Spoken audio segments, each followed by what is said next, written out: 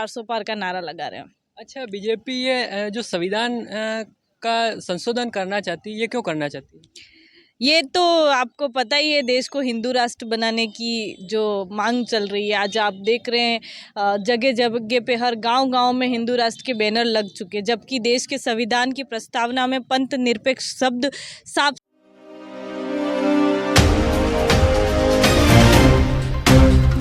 नमस्कार, मैं Ajay Kumar Meena, BP news channel में आपका स्वागत है। मैं इस वक्त उपस्थित हूँ घंटाली में। यहाँ पर कांग्रेस पार्टी कुछ बैठक थी। यहाँ पर हमें मिले हैं भगवती दीदी। इनसे हम कुछ जानने की कोशिश करेंगे कि कांग्रेस पार्टी का लोकसभा चुनाव में क्या चर्चाएं चल रही है। नमस्कार दीदी। नमस्कार, आपके चैनल को जोहार। अभी कांग्रेस पार्टी की कोई भी लोकसभा चुनाव के लिए प्रत्याशी तैयार नहीं हुआ है, उसका क्या रीज़न है? उसका कोई बड़ा रीज़न नहीं है। हमें केवल और केवल अब की बार 400 पार का नारा तोड़ना है। तो उसके लिए कांग्रेस की जो हाई कमान है वो जो भी तय करती है उसके अनुसार होगा, इसलिए डिसीजन थोड़ा ढीला चल रहा है। ये 400 पारा जो है, 400 पार का पारा, ये क्या है? थोड़ा डिटेल में आप बताएंगे? एक्चुअली आपने देखा होगा, बीजेपी के एक सांसद ने बयान दिया है कि 400 पार हम लाएंगे और कैसे भी करके संविधान खत्म करेंगे, संविधान में संशोधन करेंगे, जिससे हमारे समुदाय के लोगों को फ़र्क पड़े।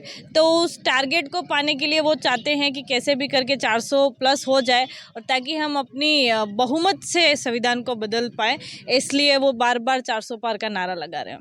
अच्छा, बीजेपी ये जो संविधान का संशोधन करना चाहती है, ये क्यों करना चाहती है?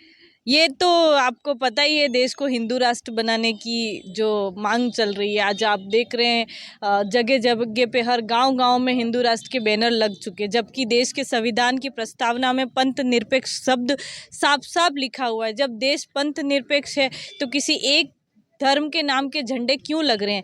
ये कारण है, वो ले जाना चाहते हैं इस देश को, जैसे इस्लामिक राष्ट्र होते हैं वैसे अपने देश को भी एक धार्मिक राष्ट्र बनाना, ताकि इस देश में कट्टरता फैलाई जाए। और वो तो वैसे भी गाय काटने वालों से भी चंदा ले रहे हैं, तो वो धार्मिक है ये तो कहना मुश्किल है। बिल्कुल भी वो लोग धार्मिक नहीं है, धार्मिक होने का दिखावा कर रहे हैं, और धार्मिकता के अंधेपन में लोग 400 पार की तरफ उन्हें ले जाना चाहते हैं, लेकिन ऐसा होगा नहीं।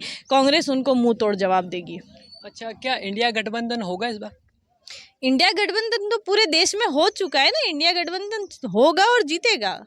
अगर आप क्षेत्र की बात पूछ रहे हो, बांसवाड़ा डूंगरपुर की, ये नहीं कहा जा सकता। ये जो भी पार्टी डिसाइड करेगी। इंडिया गठबंधन उन पार्टियों के बीच हुआ जहां दोनों पार्टियां आम सहमति जता रही है, प्लस दोनों के मुद्दे एक दूसरे से मैच कर रहे हैं। कुछ कांग्रेस झुक रही है, कुछ सामने वाली पार्टी झुक रही है, लेकिन बांसवाड़ा डूंगरपुर की परिस्थिति को देखे तो ऐसा लगता है कि बाप पार्टी वाले किसी भी हद तक झुकना नहीं चाहते। वो चाहते हैं कि सब कुछ हमें मिल जाए, चाहे वो बागीदोरा उपचुनाव हो, चाहे सांसद बनने के बाद 84 का उपचुनाव हो। उन्हें सब कुछ अपने खाते में रखना है। उन्हें उदयपुर का लोकसभा सीट पे भी उम्मीदवार खड़ा करना है, और चित्तौड़गढ़ पे भी खड़ा करना है, दाहोद पे भी खड़ा करना है, रतलाम झाबुआ पे भी खड़ा करना है। अगर सब जगह वो खड़ा होना चाहते हैं तो फिर गठबंधन कांग्रेस किस मांग के आधार पर करेगी?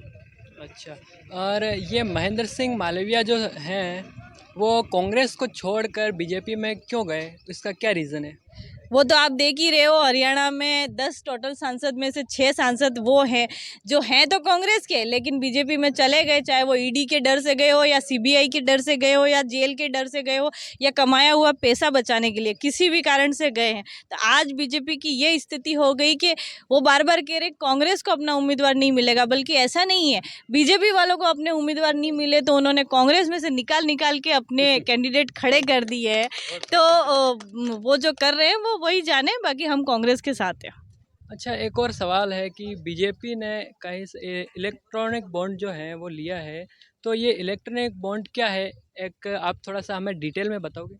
हाँ, मैं बता सकती हूँ। इलेक्टोरल बॉन्ड ऐसा एक सिस्टम है कि जिसमें आप एसबीआई के पास जाओगे, जैसे हम लोग गाड़ियों का बीमा कराते हैं, वैसे किसी भी तरीके से आप बैंक के पास जाओगे, बैंक को कहोगे कि हम 1000 रुपये दे के आपसे 1000 रुपये का बॉन्ड लेना चाहते हैं। वो लोग हमें बॉन्ड का सिर्फ एक कागज़ देंगे, जिस पे पैसा किसने दिया, क्यों दिया, और वो किसको ले जाके देने वाले हैं, ऐसा कुछ नहीं होता है।